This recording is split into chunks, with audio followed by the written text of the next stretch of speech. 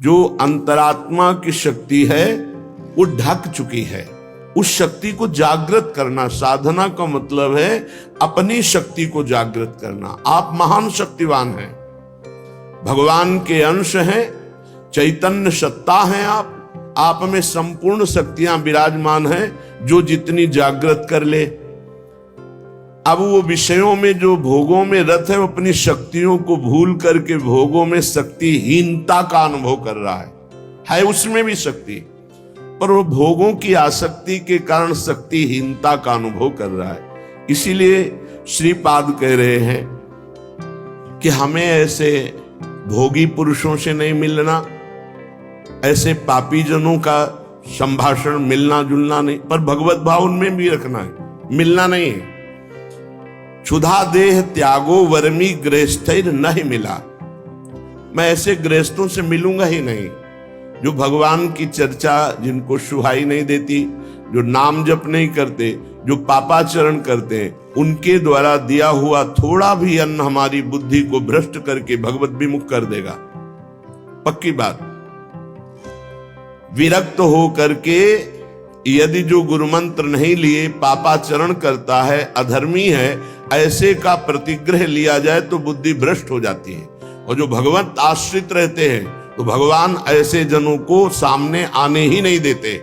उनके द्वारा निर्धारित वही आपका भरण पोषण होगा जो आपकी बुद्धि को मंगल प्रदान करे, क्योंकि योगक्षेमम वहाम्यहम्, उसके योगक्षेम का वाहन भगवान करते हैं। उसको चिंतन नहीं करना पड़ता कि कौन अशुद्ध है कौन शुद्ध है, आएगा ही नहीं अशुद्ध आएगा ही नहीं, क्योंकि भगवद आश्रित है। योगक्षेमम वहाम्यहम् श्री भगवान कर रहे। मैं श्रेय प्राप्त न युवती समीपम क्षण में, एक क्षण भी एकांत में विपरीत शरीर जहां से हमारा काम भाव प्रकट होता है, उसको आपस में एक मिनट भी एकांत में समय नहीं देना चाहिए। अगर देगा तो भ्रष्ट हो जाएगा। तस्मात् शास्त्रम प्रमाणम, ये शास्त्र प्रमाणित है। काजर की कोठरी में कैसो भी सयान हो जाए, दाग लागी है, पै लागी है, पै लागी है। बहुत सावधान। जिनको सेवा दी गई है कि आप समाज सेवा कीजिए, तो उनको भागवतिक बल भी दिया जाता है, केवल सेवा ही नहीं दी जाती।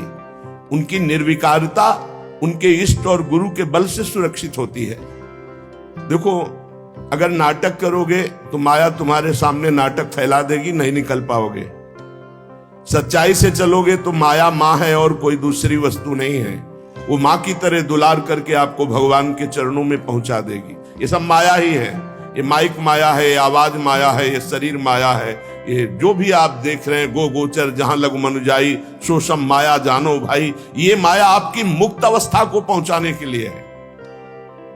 अगर आप माया को भोक्ता भाव से देख लेंगे तो आप पतित हो जाएंगे। वो मां है। श्री भगवान के आश्रित जो भक्तजन होते हैं, वो शास्त्र आज्ञा का पालन करते। एक क्षण भी शास्त्र आज्ञा की अवहेलना प्रमाद में की तो फंस जाओगे। वो तो भगवान कृपालु हैं, कृपा करके फिर उसको रास्ता देते, नहीं तो माया रास्ता बंद ही कर देती है। आगे चलने का रास्ता नहीं रह जाता परमार्थ का। तो कह रहे एक क्षण भी शास्त्र विरुद्ध आचरण के लिए किसी को समय मत दो। कोई तुम्हारा मित्र नहीं है, परमार्थ के सब विरुद्ध हैं। एक संसार प्रकृति विरुद्ध करे तो का कीजिए। वो आगे के दाझे गए भज पानी में आग लगे तो का कीजिए। एक संसार दुष्ट की संगति ताहू में तुम पुष्ट करावो। क्या भगवत आश्रित हो करके आप अगर मनमानी आचरण शास्त्र विरुद्ध करते हैं तो आपका मंगल हो सकता है? शास्त्र विरुद्ध आचरण करने वाले का कभी मंगल नहीं होता, इसलिए सावधान। देखो, श्रीधाम वृंदावन वास करने वालों को हमने कई बार सत्संग में प्रणाम किया है कि आप रिक्शा चलाते हैं, आप छोटी मोटी दुकान रखते हैं, आप पोछा लगाते हैं यहाँ ब्रजवासियों के घरों में, और आप किसी भी तरह अपने जीवन, तो हम आपको प्रणाम करते हैं। क्यों आप निश्चल और निष्कपट होकर के भगवत धाम का वास करके वृंदावन की प्राप्ति के लिए आप ऐसा कष्ट सहकर कर रहे हैं। लेकिन इसमें छल कपट नहीं, इसमें तिलक कंठी और वेश का दुरुपयोग नहीं। इष्ट और गुरु को गाली पड़ेगी, तुम्हारे साप पुण्य नष्ट हो जाएंगे।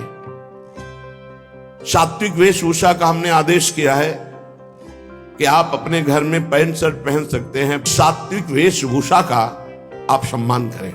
आपके द्वारा कोई वार्ता, कोई चेष्टा, कोई ऐसी करनी हो जाए तो आपके इष्ट और गुरु को गाली मिलेगी।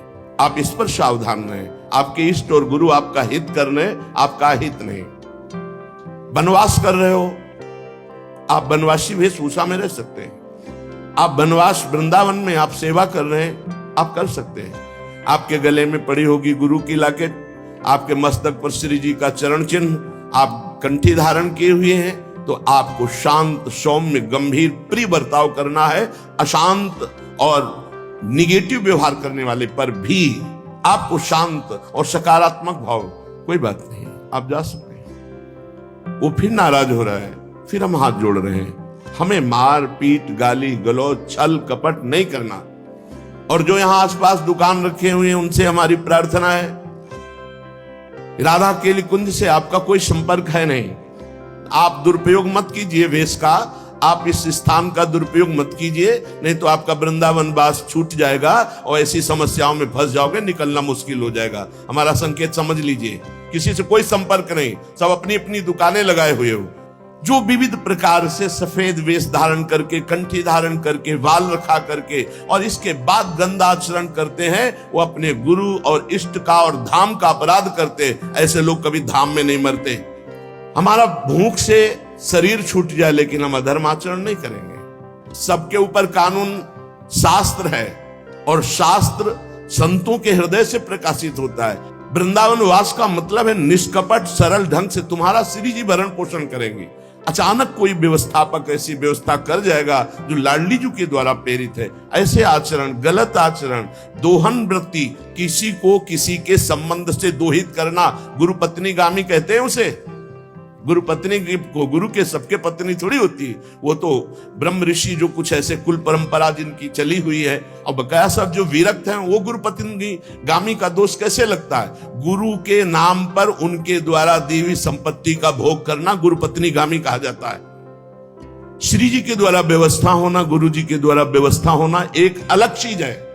आप उनके नाम, उनकी छाप का प्रयोग करके आप दोहन वृत्ति रखते हैं, ये गुरु पत्नी गामी का अपराध महापापों में आता है।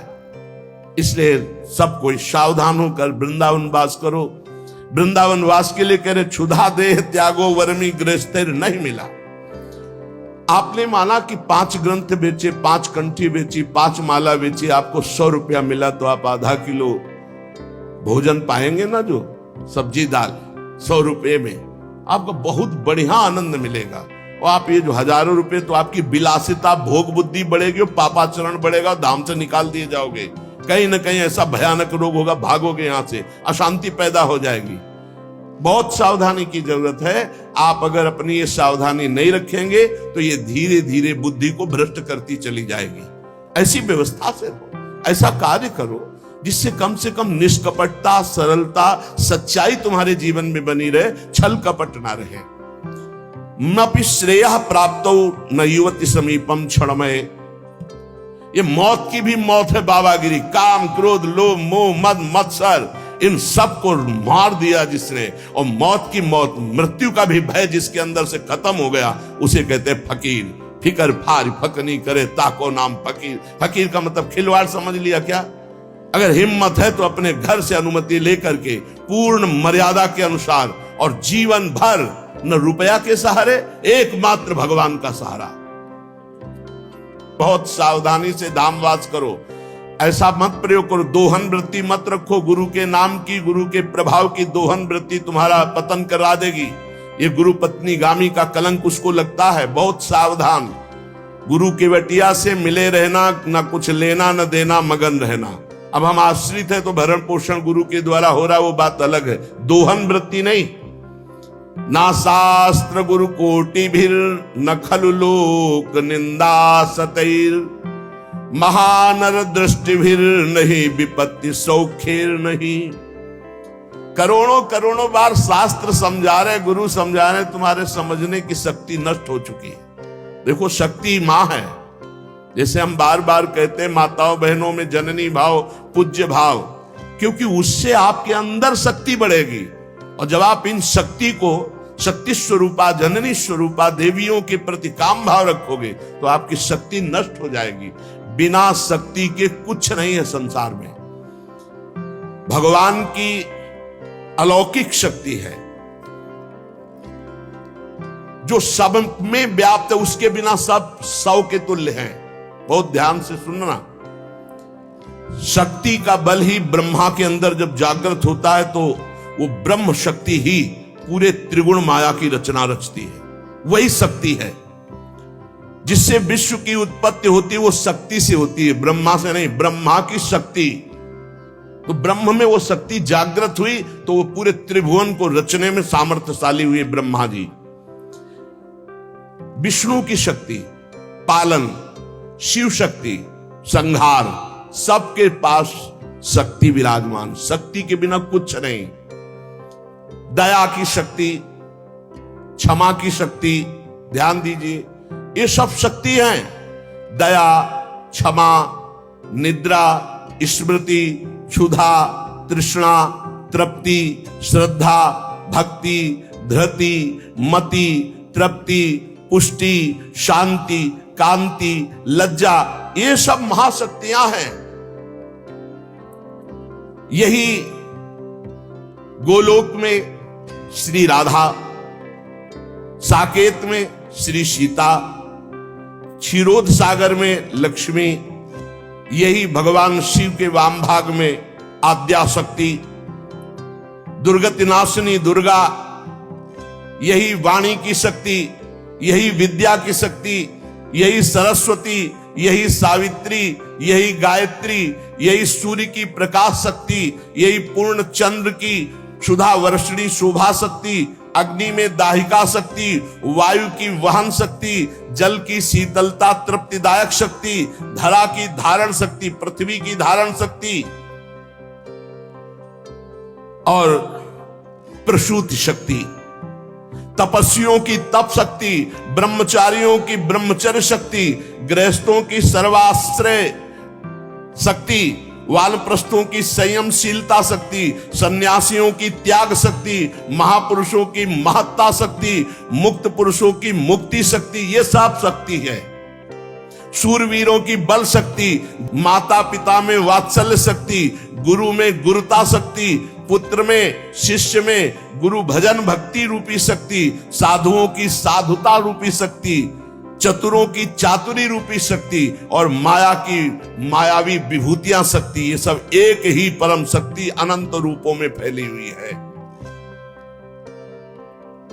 वाग्मियों की वाक शक्ति, न्यायी नरेशों की प्रजा पालन शक्ति, प्रजा की राजभक्ति शक्ति, सदाचारियों की दैवी संपदा रूपी शक्ति, मुमुक्षुओं की षट संपत्ति, धनवानों की अर्थ संपत्ति शक्ति, ये सब शक्ति है। हजारों शक्ति रूप धारण करके चराचर जगत को, ज्ञानियों की ज्ञान शक्ति, प्रेमियों की प्रेम शक्ति, वैराग्यवान की विराग शक्ति, भक्तों की भक्ति शक्ति, यही राज्य लक्ष्मी शक्ति, सौभाग्य लक्ष्मी शक्ति, शोभा लक्ष्मी संपत्ति, यही सब कुछ, यही परमात्म शक्ति जब जागृत होती तो त्याग, वैराग्य, तपस्या, काम क्रोध पर विजय और मोक्ष और परम पद और प्रेम, जो चाहे, प्रेम शक्ति भी है। इस शक्ति को जागृत करना है। इसीलिए कह रहे तुम्हें शास्त्र 100 बार समझा रहे, गुरु हजार बार समझा रहे, तुम्हारी समझ में नहीं आ रहा क्योंकि तुमने अपनी शक्ति का नाश कर दिया है। इसी मंत्र से शक्ति जागृत होती है, नाम जप से शक्ति जागृत होती है। ये महाशक्ति जब जागृत होती है तो पूर्ण ज्ञान उसके अंदर जागृत हो जाए। ज्ञान शक्ति जब आराधना की जाती है तो ज्ञान शक्ति, वैराग्य शक्ति, भक्ति रूपी शक्ति, प्रेम शक्ति, ये शक्ति ही है सब रूपों में जागृत होती है। आज तक बिना इस शक्ति को जागृत किए कोई कहीं भी सफल नहीं हुआ। बड़े बड़े शक्तिवान महात्मा हैं,